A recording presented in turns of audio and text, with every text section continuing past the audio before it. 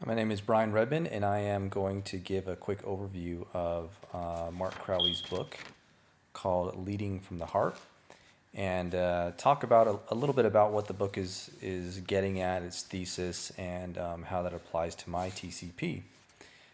So, in the book, Mark Crowley talks about how leadership has changed, and that the old leadership styles of previous cultures are oftentimes still employed within the workplace, within all the different organizations that we're involved in, and they're not always as successful as they could be.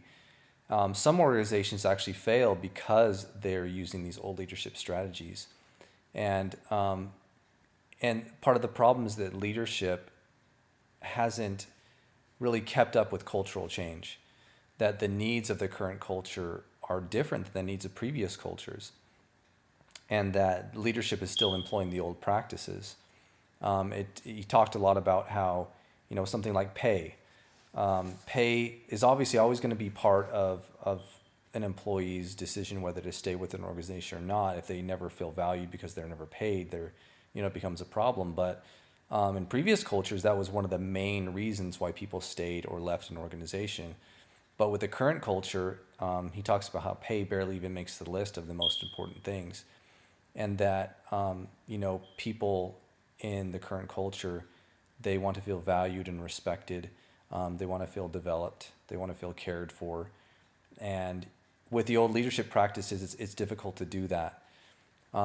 So he talks a little bit about how leaders now are, or the old leadership styles, I guess you should say, are very self-focused. And being self-focused causes a lack of trust between leaders and employees. And so he talks how we need to start leading from the heart and thinking about the employees and focusing on them and their needs. And if we do that, we will be valued as leaders, and we will find more success in our organizations with the current culture.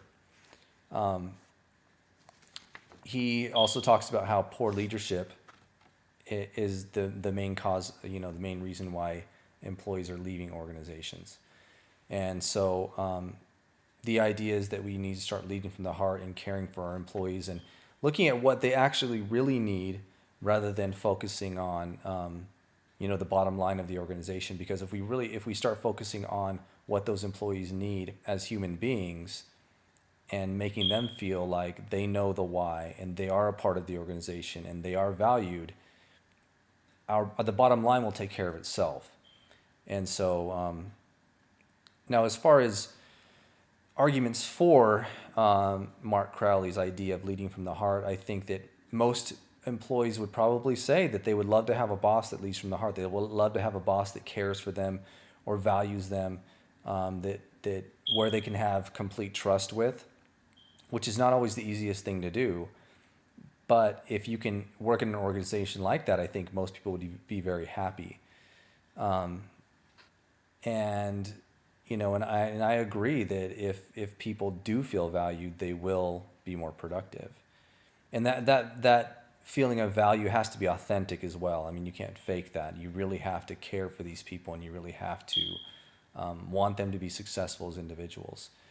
As far as a case against the idea of leading from the heart, I think that sometimes people may perceive it as being weak.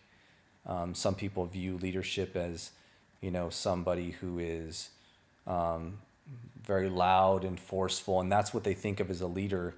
And, if you are a leader that leads from the heart and you don't act that way, especially if something doesn't go right, people may start to say that you're a weak leader and we need somebody who's stronger. And also, I think another issue could be that if somebody takes lead from the heart differently,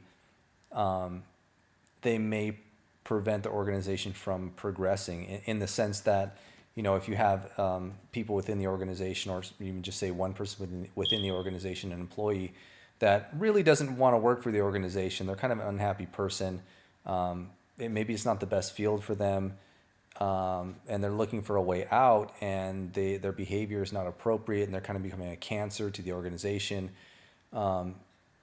And some people may take leading from the heart as caring for that person, keeping them within the organization, helping them as much as possible, which you want to do to a certain point, but there needs to be a cutoff where if somebody is really destroying the organization, it may be best to have that conversation, that tough conversation about cutting ties eventually. So I think that sometimes people may take leading from the heart to an extreme where they may not, or they could actually damage the organization. Now, as far as my TCP is concerned, I am working on a transformational change project, developing a progressive discipline plan that focuses on positive behaviors within a K-12 district. So some of the things that I'm employing, essentially my TCP is dealing with a district that really didn't have a comprehensive progressive discipline plan. The school where I currently work, we actually have twice the suspension rate when compared to the state of California. California, I think, had about a 3.5% suspension rate. We have about a 7% suspension rate.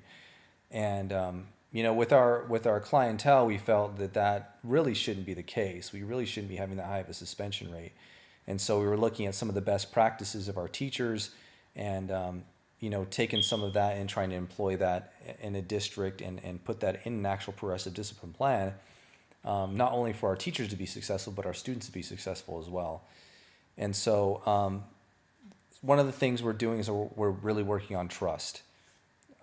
Trustworthiness is something that Mark Crowley focuses a lot on in his book. And one of the things we're doing is we created a discipline consortium that's made up of all different employees within the district. So it's not just teachers, it's not just administrators. We have teachers, we have attendance clerks, we have bus drivers, we have office managers, in addition to all of our teachers. And the reason why we're doing that is we want to show them that this progressive discipline plan is not something that's created at the top and being passed down, and you're not being told by a superintendent, this is what you have to do. This is something we're creating together that we can all work on and we can all be a part of. And I think that's really going to create a lot of trustworthiness between all of the employees. And another thing we're working on as well is Mark Crowley talks about how people want to feel developed, and that's part of feeling like you're cared for and you're valued. And some of our teachers are very young, and they've expressed that with this new progressive discipline plan that we're working on, they would like more training, they would like more professional development because they feel like they need that in order to be successful. And so that's another thing we're working on is as we create this progressive discipline plan, focusing on positive behaviors, we are trying to also provide professional development for all teachers, not just the new teachers, but probably a big focus on the newer teachers, dealing with classroom management and students and really focusing on student-teacher relationships. And if we can do that, I think that trust will be there, that mutual respect will be there with the teachers. Employees will all feel valued because they're all part of the process. And I think they will feel developed. They will feel like they're progressing if we can get all that done. So that's my summary of Mark Crowley's thesis and how it applies to my TCP.